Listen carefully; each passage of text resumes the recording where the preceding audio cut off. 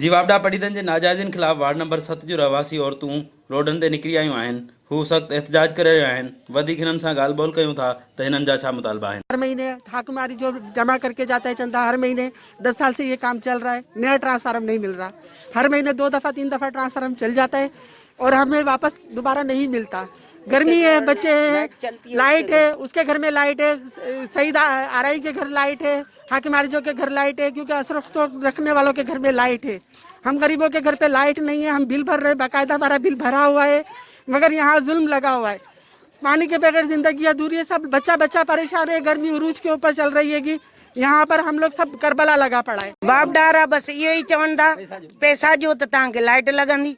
Light के पूरो मेनू थी वियो आहे। मां बिल्कुलु हिते मेनू आई आहियां, पंहिंजे घर जी मरम्मत करायां पई, पर पाणी जो हिकिड़ो सुती बि कोन्हे का। चंदा बि ॾिना आहिनि। असांखे लाइट खपे, ट्रांसफार्मर खपे असांखे। तालिब खाइण जे लाइ वेठो आहे, हाकिम खाइण जे लाइ वेठो आहे, शहीद पंजाबी खाइण जे लाइ वेठो आहे। इन्हनि जे घर लाइट ट्रांसफार्मर हले पियो, असां लाइट कान्हे का। असांखे महिरबानी खपे, असांखे लाइट खपे, नओं ट्रांसफार्मर खपे। जुल्म लगो पियो आहे। 15 साल हिन कॉलोनी में लाइट नथी ॾिनी वञे। हेॾी बरसात पई आहे, हेॾो मींहुं पियो आहे, असांजे घर में लाइट कान्हे। असांजा मरीज़ घर में पिया आहिनि, पाणी असांजे घरनि में अचे वियो आहे। असांखे लाइट न आहे त असीं पाणी छा ते कढी सघूं। असां सां इंसाफ़ कयो वञे।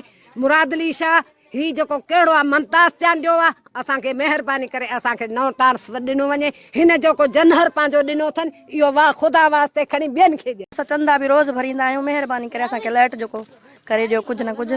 नंढड़ा नंढड़ा बच्चा आहिनि, गर्मी में सभु तड़फूं था, असां वटि काया कान्हे। ट्रांसफार्मर महीने में 8 दफ़ा ख़राबु थींदो, 8 दफ़ा 15 साल थी रोज़ चंदा भरींदा आहियूं। रोज़ाना रोज़ लाइट ख़राबु आहे ऐं चंदा रोज़ भरींदा आहियूं। बिल बि 6-6 हज़ार था भरियूं। असां मीटरनि ते आहियूं।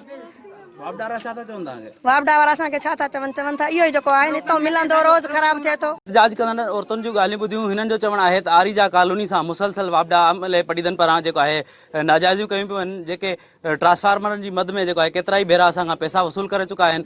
हिननि मुतालबो कयो आहे त वापडा अमले ख़िलाफ़ कार्रवाई करे असांजी बिजली जेका आहे उहा फ़राहम कई वञे। कैमरामैन हाकिम जो सां गॾु साजिद जो टाइम न्यूज़ पटीदन।